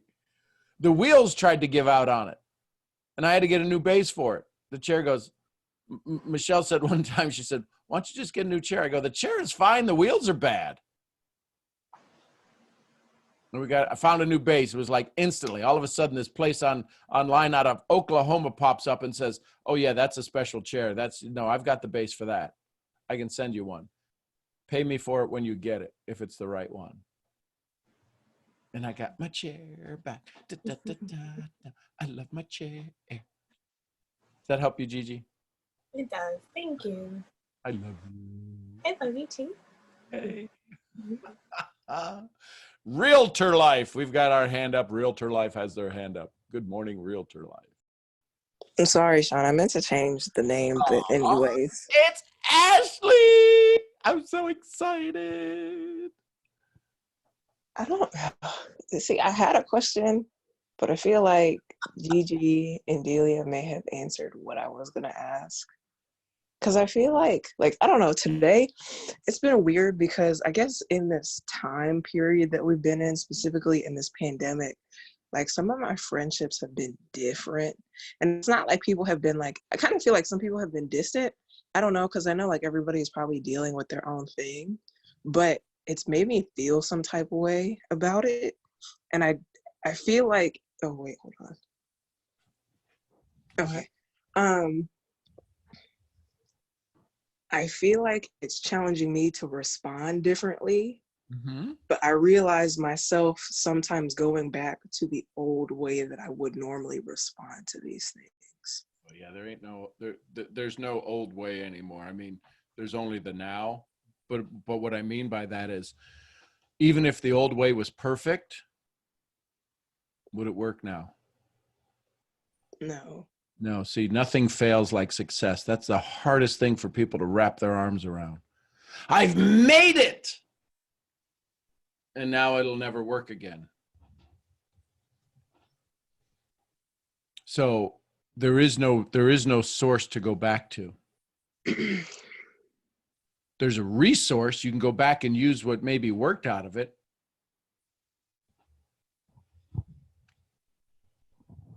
You can listen. You've heard me do it 1,000 times. Hey, what would be the best way for me to respond to you right now?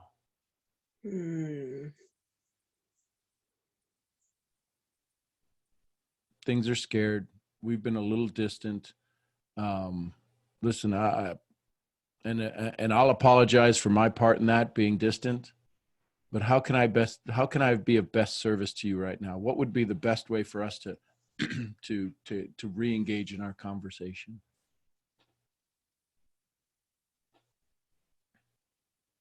This is why you can send out messages going, hey, listen, I was feeling you today. And now some of you would know that, because based upon my dialogue with Ann, she's like, oh, wait, how'd you know that? Listen, I've been feeling you today, and I'm reaching out to check in on you. Are you going, and I know the answer to this from you, Ashley, you're going in a genuine state, but can a genuine state be heard as an agenda? Yeah. Yeah. And so if they have agenda hearing, it doesn't matter genuine or agenda, they're always going to hear you through agenda filter.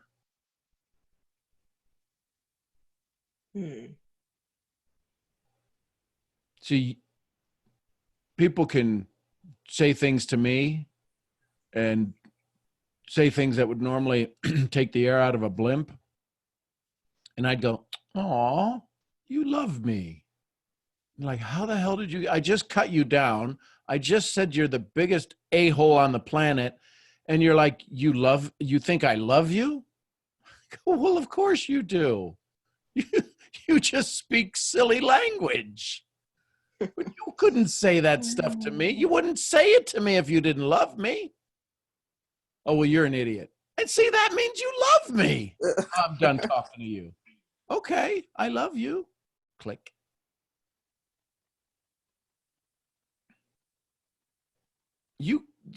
It takes listen, I have a phrase that if you hang around me long enough, you'll hear it. When you see me worry, then you panic.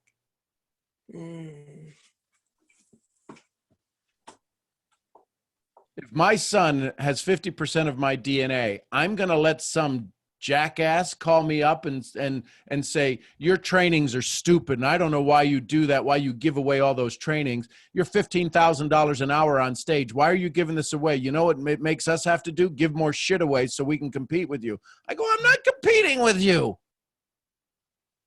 Do you think I'm going to let their conversation make half of my son sick and frustrated because his DNA and my DNA are synced in time and space?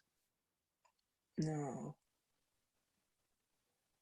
Do you think I'm going to let his conversation, because I'm half of my dad and half of my mom, they're both gone. They're both buried, but the DNA still exists. I still do things like my dad. When he died, I didn't lose half of my capacity and capability. That's all still wired into me. And every avatar that came before from Ireland and from Russia, am I going to let them down because I pissed some jackass off? No. So can I be in love with you right now? Yes. Yes. And I like that. Oh, that's the hardest. I think that's not the hardest thing. That's One right. of the things that is hard for me. Yeah. What's hard for you?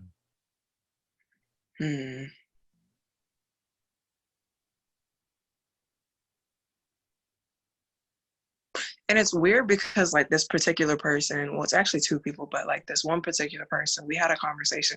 I had a conversation with Ronda about this because I had talked to her about it. And it was weird because he said the exact same thing that I talked to Ronda about. And then after that, I haven't heard anything from him.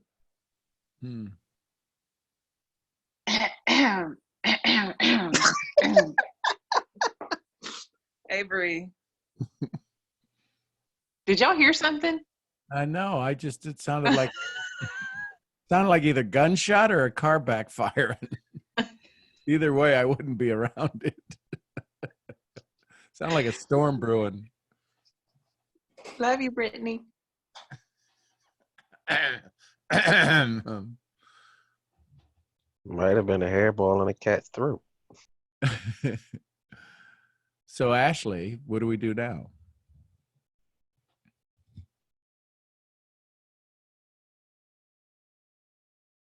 You're muted.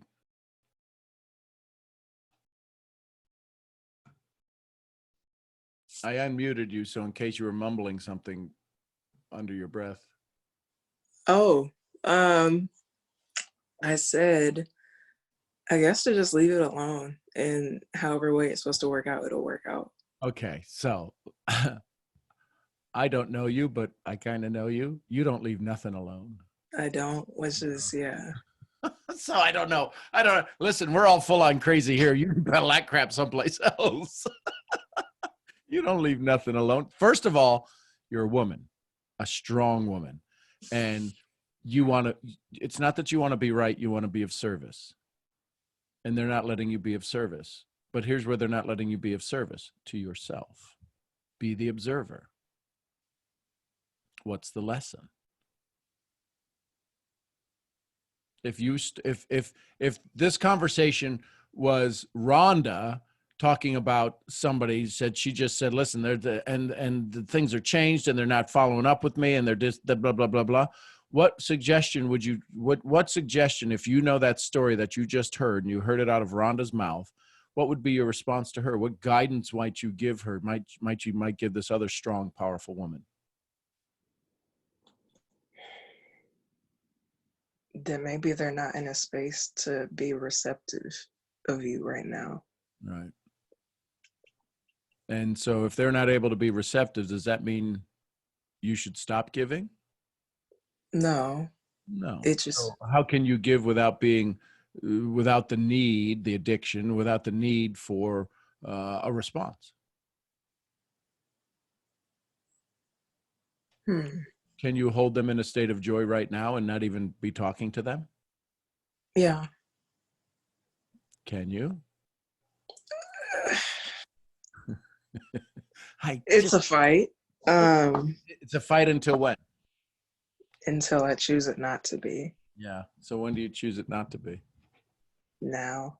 because that fight is fighting you. Listen, they're not even in the room. Are they in the room with you right now? No. You're having an argument with something that's not even in the room. Yeah, right. I thought about that too. And you're calling them crazy.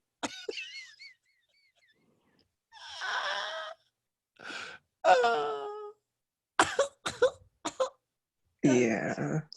You're so cute. I just want to put you in my pocket. You're just so cute. Ron, you better get some big old pockets. Get me my overalls. Get me my Bjorg. So in this seat, for the last 4 minutes that we've been talking, you've not been in joy. No. No. And who has the authority to take you out of joy? Nobody besides myself. Exactly. So tell me a Why fun. am I not? Tell me something. Well, I can think of a fun thought that just happened.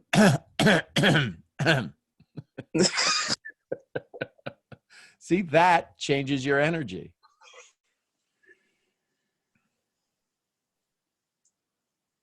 That changes your energy. When you're in that laughter, you can't be thinking about this other person who's not paying attention or paying attention or not paying attention or paying attention but not really paying attention. Right. Tick tock, tick tock, tick tock, my dear. We're all headed to the grave. What are you gonna choose? Yeah, who are you gonna give your time away to?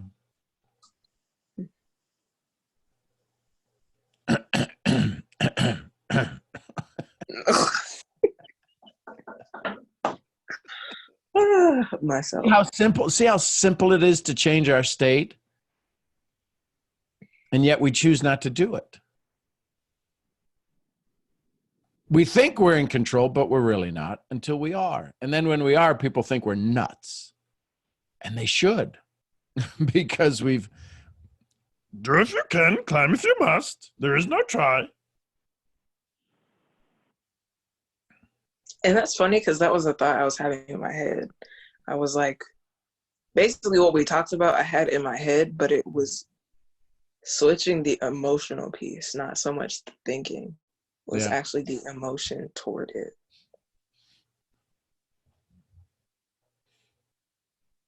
So it's your life.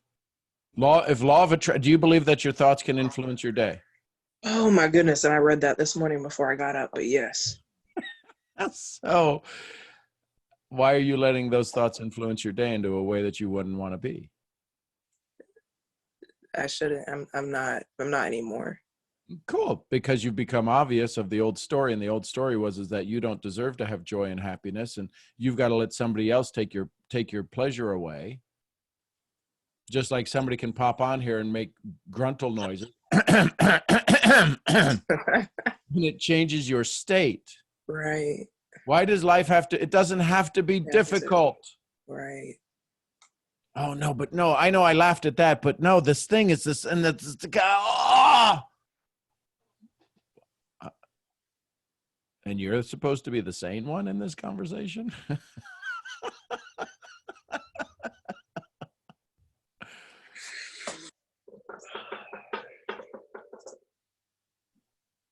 Yay. Cool. Thank you. I love you. Love you too, Sean. And I don't know. I don't think I've seen that guy back, but that's the thing. That's one of the greatest compliments that some of you may have heard it. A guy came on here and he said, "This is my first time on this call." And he said, "I've heard more of you say, 'I love you.' And I've heard more 'I love yous' go back and forth than I hear in my own house. What kind of a call is this?" About personal mastery is what it's about.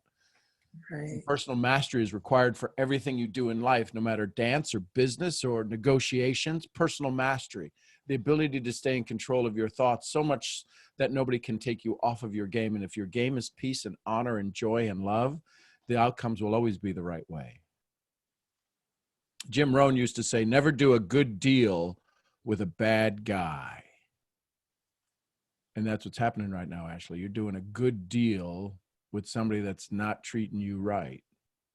But this is all happening in your head, sitting on your weight bench where you're at right now or wherever you're at. Yeah. Interesting. Never do a good deal with a bad guy, regardless of the outcome. It ain't going to work out. And so right now, that's why you're on this call with me. I ain't your bad guy. I may be a bad guy, but that's all right. Right. I don't know why. I'm your homie. That just popped in my head. I'm like, I can't say it. Can I say I'm your homie? Oh my God, if you're from the 70s. That's funny. I haven't heard that used in a while, but that's funny.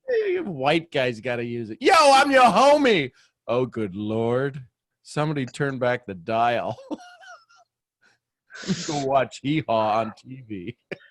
And the crazy, Go and ahead. I think not the crazy thing is, but it's like your thoughts have the ability to make some sort of like reality that's not even, you get what I'm saying? Like your mind has the ability to make a reality that's not even what it is. So like spinning off on tangents is not suitable to you or whoever else you're interacting with, because 10 times out of 10, it's not even where their perspective was at, or you being able to actually see what's going on with them right now is the reason why they're not receptive. Mm-hmm. But coming up with a million other reasons why ends up fragmenting things. And when we fragment things and label things, that's a form of racism. It is. It's not the racism that you grew up with. But if you say that I'm a good guy, that fractions me and it labels me. Anytime you label something, it puts it in a box, and that makes it less than whole. Mm-hmm. And when we label somebody as being inconsiderate or being this or being that, that's a form of racism. We've just labeled them. And it puts them in a box too. Because, Or attempts to put them in a box. And how much energy does it take for me to put them in a box that takes me out of joy? What label would you give them? What label would you give them if you were in joy? Joy. That's the only thing you could give them. Yeah. Raging lunatic on Thursdays turns into a butthead, and on Fridays when we go Lyman as an amazing soul. Joy, joy, joy, joy, joy, joy. Anybody ever seen Ren and Stimpy? Happy, happy, joy, joy, happy, happy, joy. Oh, yeah. Joy to the world. Exactly. Oh, for all the boys and girls. Joy to the people on the deepest sea. Joy to you and me. And that just happened. That's funny. Ah, there's that Ashley smile that I love. I feel better. Yeah. And guess what? Did anybody come into the room or leave the room? No. No, it's the state of mind we choose to be in. Right. This is why 10 grand a month people pay me to make them to give them joy.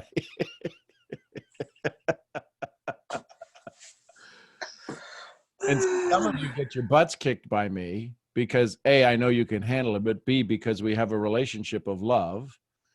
And I'm not waiting on you to try to figure this out on your own, going, okay, well, how's it worked for you for the last 20 years? Exactly. But we can have a 5-minute conversation and you can go from, yeah, but to, oh, joy and. That's what I was going to say was what my thought process was.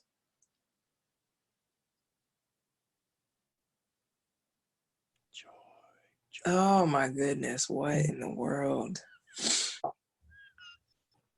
Literally is a solution to so many things, because I'm a person that overthinks. I've gotten better at it. Listen, but you're a strong woman. Every strong woman I have that I've hung around has overthink. She's still on the call. No, she's still there. Trust me. She ain't gonna let you in the lurch. She's got her knives out. Why do you guys always think I'm not here? I'm always here. Oh, I know you're always there. I feel it. Yeah, I know you didn't leave, so. RBP, what would you share with Miss Ashley? Ashley knows exactly what she needs to do and how she needs to process it. I think she just has to have us, just like I have to have us at times, to remind me that I've got it inside and I know the answers. She just needs the encouragement of family to go, you got this. She needs the and as soon as she hears that sound, she giggles and she's like, I know. And it's kind of like what you did to me in the car to and from Las Vegas. And I would say something and you would just kind of go and look at me. You wouldn't even take your eyes off the road. But I needed that to be able to go, okay. Because sometimes. Why aren't you saying something? I know. That's what I do. But sometimes we just need people to go, to be our cheerleader. And I love every time you send me something on WhatsApp. I love it because it gives me a chance to cheerlead and, just kind of dust you off and go, all right, get back out there. You're good, keep going. You know what you're doing. So she knows, and she's getting closer and closer because now whenever she messages me, she usually sends the answer also. And I go, yeah. And she probably doesn't even realize that till I said it just now, but she'll send the answer. And and it's okay. It's good because you help me with learning. Is it time for me to ask a question right now? Or is it time for me to go, yep? Is it time for me just to kind of do the sideways glance like Sean has done me and her go, oh yeah, okay. I know. Because I can hear her, even though it's just a text message, I can hear her go, oh yeah. And I can hear all that. And those moments, you being strong enough, Ashley, to reach out in those moments and actually be vulnerable to hear input, that's a huge another step for you. Because when we first met you, either your camera wasn't on or you were kind of like, yeah. I don't know if I'm going to suit y'all. So there's these barriers that you have built up that are slowly coming down, and some of them are quickly coming down, but they're coming down. And you know what's inside of you. You know the greatness. And there's got to be some pretty amazing tenacity because God didn't give you just Brittany. He gave you me and Sean too. And the three of us are quite the trio to have in your life. Right.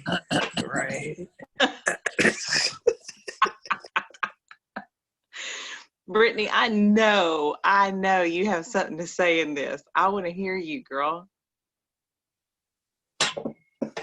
I'm just listening. I am listening. Why do y'all stop acting like I don't be listening? Okay. I don't have nothing to say though. Nothing? No. I'm gonna call Ashley. Like when I heard Ashley talking, I was like, what is this going on in her life that I don't know about? I have to call her. That's just why. So I'm gonna call you. Okay. Try to find out what's going on. We love you. All.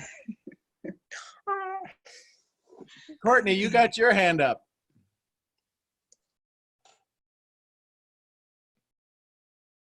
Good morning. Good Can you hear me? morning. Good morning. This is my first time on this call. I just want to say thank you to the host and everyone who put this together. I think this is really awesome. My question that I have is pretty much like, how does someone get themselves into the mindset of being a leader and being able to really like start a movement that is impactful.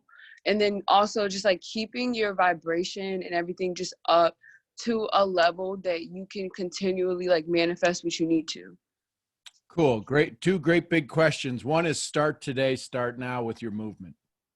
Okay. That doesn't have to be right, just has to be in the direction. You can always adjust. We can't GPS a parked car, right? So GPS says, I'm not sure where you're at. Either turn around or go forward or take a left in 5 feet or something. It's not sure where it's at. So start, move. Yeah. Whether that's a community, whether that's a Facebook group, or whether that's something on Instagram or wherever, but just start with your community. And then get some feedback from it, right? Take a step, get feedback. Second thing, energy. How do you keep your energy at the highest level?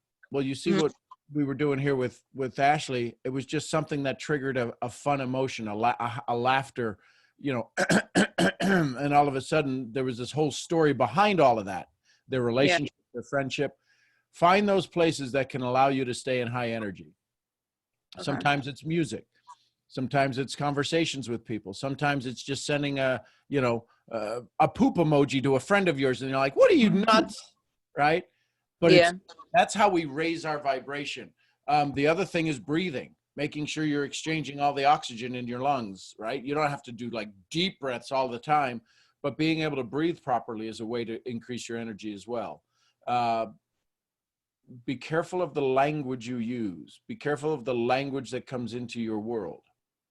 As far as what? Because I'm pretty like, I have a really like dry kind of sometimes dark sense of humor. So what do you mean by that? Dark sense of humor is not a bad thing, but but if would you agree that everything has a vibration? Yeah.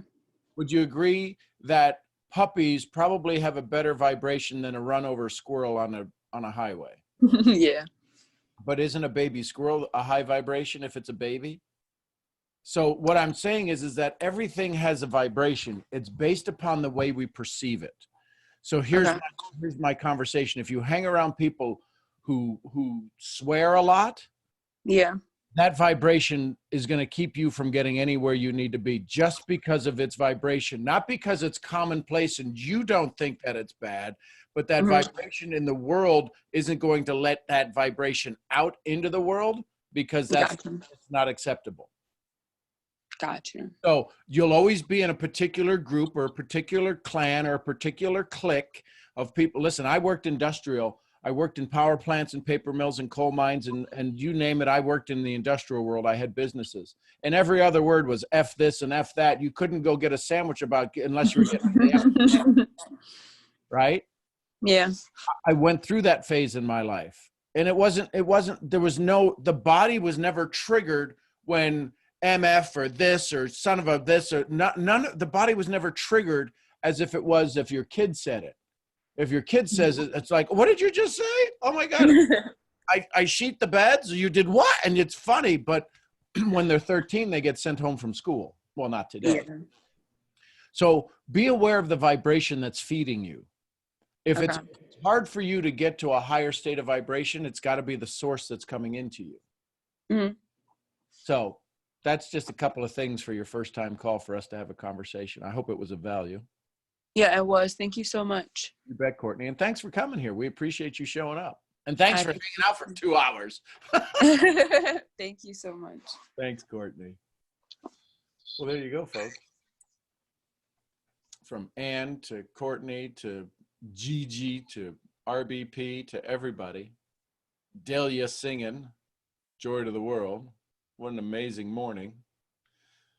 Aloise's little kids, her little peanuts being pushed around in a cart. Don't forget a 3-mile walk that you guys all did with me. Oh, cool. How awesome is that? Just think we could all go do this on a walk. So there you go, folks. Another amazing day. Hey, listen, guess what? We get to do it when? Tomorrow. I appreciate y'all. I'm Sean Murphy, founder of Mental Profits. Your head misfit. I'll see y'all where? At the next event. Y'all send some love to each other. Have an amazing day. Have a good day, y'all. guys. Bye, you guys. Bye, y'all. Have a great one. Love y'all. Have a wonderful day. Love you, my Misfit family. Love you all. Everyone have a blessed day. Love you guys. Love you guys. Have a great day. I feel so corny waving. It's like, who am I waving to? No, wave at me. Bye, guys. Bye. That's my grandma. Bye, bye, Grandma. Grandma, we love you, Grandma. Okay, be safe. Bye. Bye. Yes, it is recorded, and it'll be up on my YouTube channel. YouTube.com/mentor2.